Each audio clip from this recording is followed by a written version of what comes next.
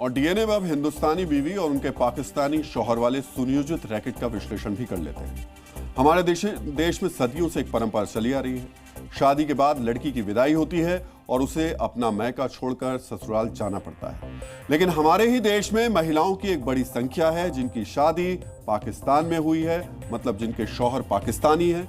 हमें उनके पाकिस्तान में शादी करने पर कोई एतराज नहीं है, लेकिन ये हिंदुस्तानी बीवियां शादी के बाद पाकिस्तान में अपने ससुराल नहीं गई, बल्कि उन्होंने अपने पाकिस्तानी शौहर को ही हिंदुस्तान बुला लिया। पहलगाम में आतंकी हमले के बाद जब भारत सरकार ने देश में अलग अलग वीजा पर रह रहे पाकिस्तानियों का वीजा रद्द किया तो हंगामा मच गया। हिंदुस्तानी बीवियों के पाकिस्तानी शौहरों को देश छोड़ना पड़ रहा है। ऐसे में अटारी जैसे इंटीग्रेटेड चेक पोस्ट पर रोती बिलखती महिलाएं उमड़ पड़ी।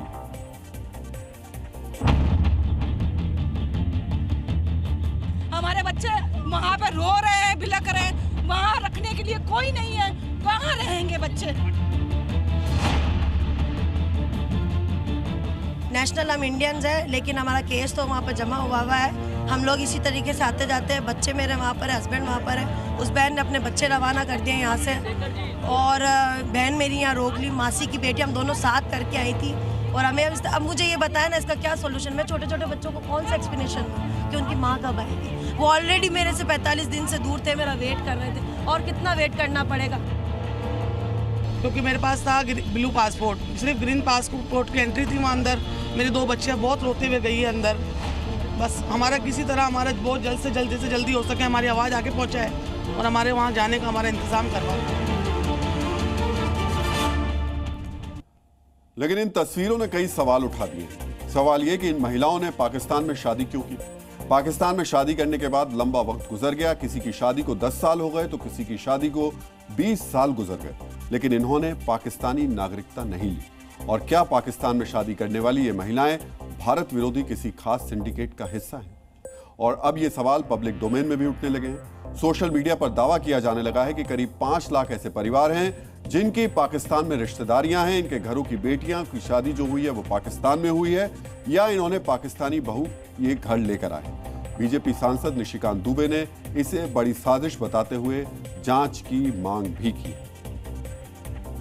में 2 तरह के वीजा हैं जो कि अलार्मिंग है और उनकी एक गहन जांच की आवश्यकता है कि पाकिस्तान की लड़कियां यहां ब्याही गई हैं और वो भारत की नागरिक बन नहीं सकती, बनी नहीं है, वर्षों से यहां रह रहे हैं, और पाकिस्तान के लड़के भी यहां ब्याहे हैं। अब किस मंतव्य और मोटिव के साथ वो ब्याहे हैं, उनको भी टाइट करने की आवश्यकता है, उनके ऊपर भी कार्रवाई करने की आवश्यकता है। तो पाकिस्तानी नागरिकों का वीजा रद्द होने के बाद जम्मू कश्मीर में सैकड़ों ऐसे पाकिस्तानी हैं जो भारत छोड़कर नहीं जा रहे। जम्मू कश्मीर पुलिस ने अलग अलग जिलों से 50 लोगों को हिरासत में लिया है, जिनमें ज्यादातर महिलाएं हैं। इन महिलाओं ने 90 के दशक में LOC पार करने वाले कश्मीरियों से शादी की थी। शॉर्ट टर्म वीजा वाले ऐसे 34 लोगों को जम्मू कश्मीर पुलिस ने नोटिस भी भेजा है। इनमें 12 पाकिस्तानी हिंदू हैं जो अपने परिवारों से मिलने आए थे। इनमें से ज्यादातर जम्मू से हैं। पुलिस ने आतंकवादियों से शादी करने वाली 300 से ज्यादा पाकिस्तानी महिलाओं को भी नोटिस जारी किया है। इनमें से ज्यादातर वो महिलाएं हैं जो POK से आई थी, कई सालों से घाटी में रह रही थी और उनके बच्चे यहीं पैदा हुए। वर्ष 2010 के आतंकवादी पुनर्वास नीति के दौरान अपने कश्मीरी पतियों के साथ जम्मू कश्मीर में आई ऐसी महिलाओं की संख्या लगभग 300 से ज्यादा बताई जाती है। जैसे कि अभी हम यहाँ पर रह रहे थे तो कह रहे थे कि इल्लीगल हैं, तो इल्लीगल कैसे रह रहे थे? आपकी ही रिहैबिलिटेशन पॉलिसी के तहत आए थे, और चलो अगर इल्लीगल थे तो आपने कब का हमें वापस भेज देना चाहिए था, नहीं भेजा। उसके बाद जुर्माना आयद किया। मगर हमारे बच्चे हैं यहाँ पे, हम लोग अभी सेटल हुए हैं बहुत मुश्किल से, तो अभी हम क्या करेंगे? हम कैसे वापस जाएंगे? हमारे लिए बहुत ज़्यादा मुश्किल है।